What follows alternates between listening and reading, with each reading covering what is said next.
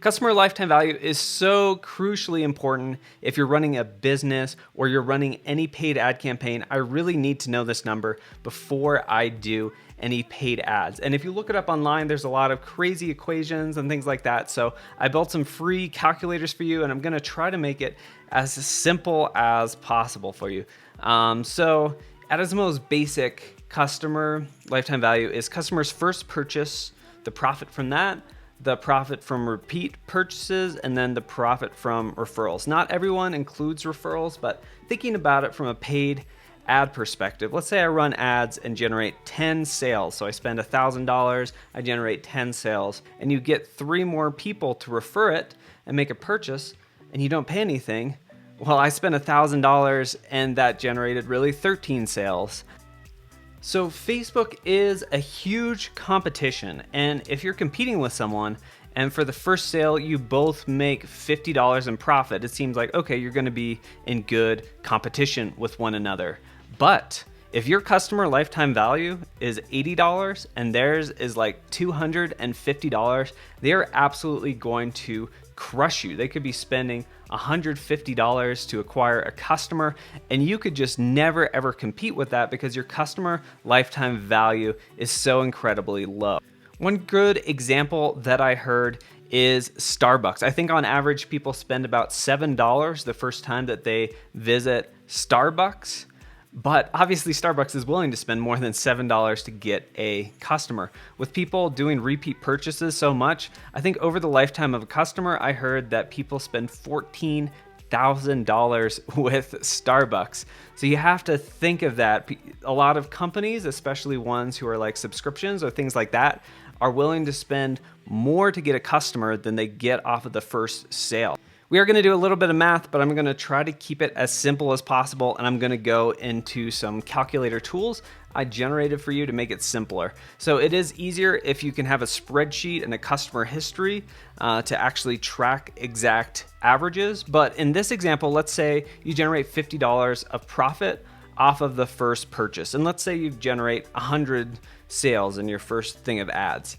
So you're looking at the total number of repeat sales and the percentage of that. So if you generate 100 first purchases and then 10 repeat sales, that's different than 10% of people buying again, because if someone buys from you 14 times, that would be a much higher percentage of repeat sales. And it is possible, definitely, to have this be well over 100%.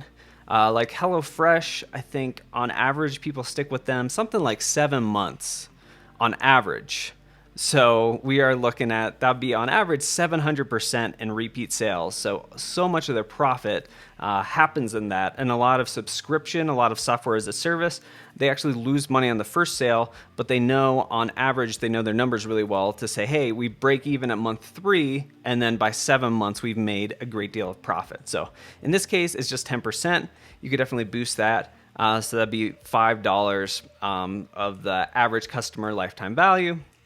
And then let's say you're generating off those 100 purchases, 10 referral purchases. So that's also $5. So in this case, our first purchase is $50. Our customer lifetime value is really, really weak. It is $60.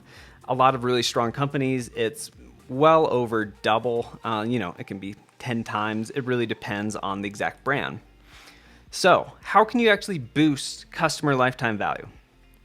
First, you can get customers to pay more or purchase more items from you. So how can you actually get people to buy more from you? Well, one of the best ways is making like upsells. So in this example, you have a $30 product, it costs $15 to make it and ship it. You're getting $15 in profit. But then you can say, hey, do you want to add these to your order? So you're offering a bunch more products, a kit, something awesome like that. And when you get people to do that, let's say it's a $100 bundle, not everyone is going to take you up on that. Usually it costs a lot less, but in this case, we can say it costs $50 to make it, 20% of people add it to the cart. Well, you're getting $10 additional profit without spending any more money. So the customer lifetime value just instantly went up $10. So your profit nearly doubled without you spending any more money or really doing extra work. It went from $15 to $25, maybe even higher if, let's say, your costs, you sold it for $100, but your costs were only like $30 or something. You could double your profit pretty instantly, which would boost instantly your customer lifetime value.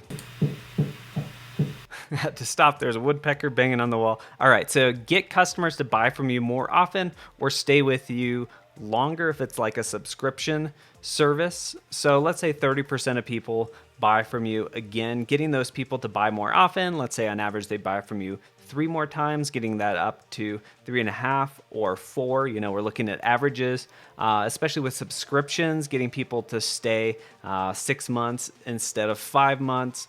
You can really look at where people are falling off. If a lot of people are leaving at 4 months, you can build in some extra bonus or incentive or way to keep people on. You can also get a higher percentage of customers to buy from you again. So instead of 30% buying from you again, it's 50%. And a lot of that happens over email. You definitely want to do retargeting, Facebook ads, get people to buy again, but a lot of it should be happening over email. You should be doing Facebook in addition to that. And then actually getting more referrals from your customers. So this can be affiliates that you're getting. This can be like a referral code or something like that. That can actually generate a ton of sales if you have it set up correctly. Let's jump into the calculators that I custom built for you. We're going to start with e-commerce. I will link down below where you can find these calculators. So how much money do you make per customer? So the average price, that's how much people spend on the first sale. So maybe you have 10 products, a bunch. You'd actually look at all of them and just try to find the average that people spend on the first sale. Then you'd look at the average of how much like the supplies and stuff is. You don't include advertising for this because you're going to use this and try to figure out, okay, how much money do I need to spend on advertising where I'd break even on the first sale or make money on the first sale? Or if I'm not making money on the first sale, how long would it take in order for me to become profitable with this? Okay, so how many repeat purchases are made after the initial purchase? So you'll have to guesstimate a little more if you don't have an in-depth customer list. But if you do have all those purchases, look at, okay, we've got 10,000 initial sales and we've got 15,000 repeat purchases. So that's gonna be 1.5. Then it's gonna be, okay, what percentage of customers provide referrals? So that could be a referral code or stuff like that. Sometimes it can even be, depending on the product, an actual email referral or something like that.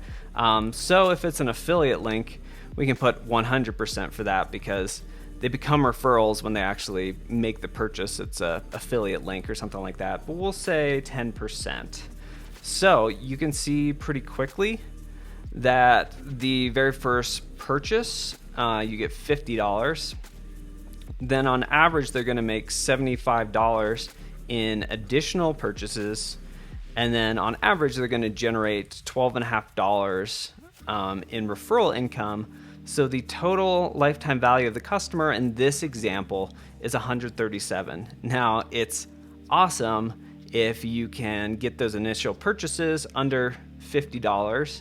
So then all of that in the upcoming months is pure profit. But depending on the business, there's definitely some that would say, okay, we can spend $60 to get a customer because we know within 1 month we'll be profitable, and that over the next year, we're going to hit 100, 120, 130, something like that. This is over the lifetime.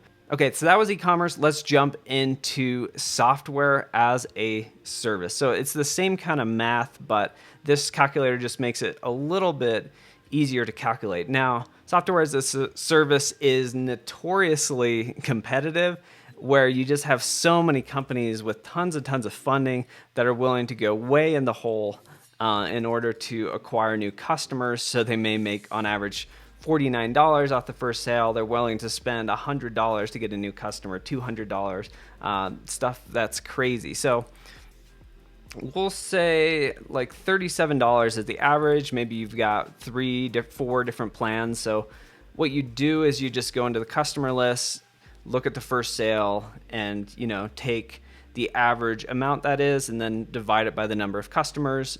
So in this case, we're doing $37.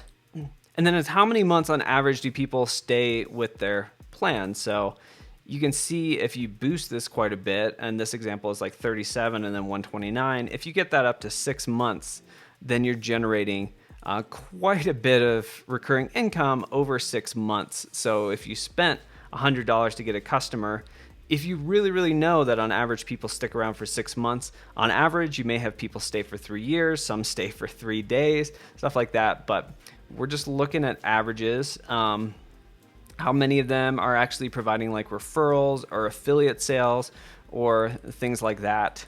So that'll be a percentage. Let's say it's 10%.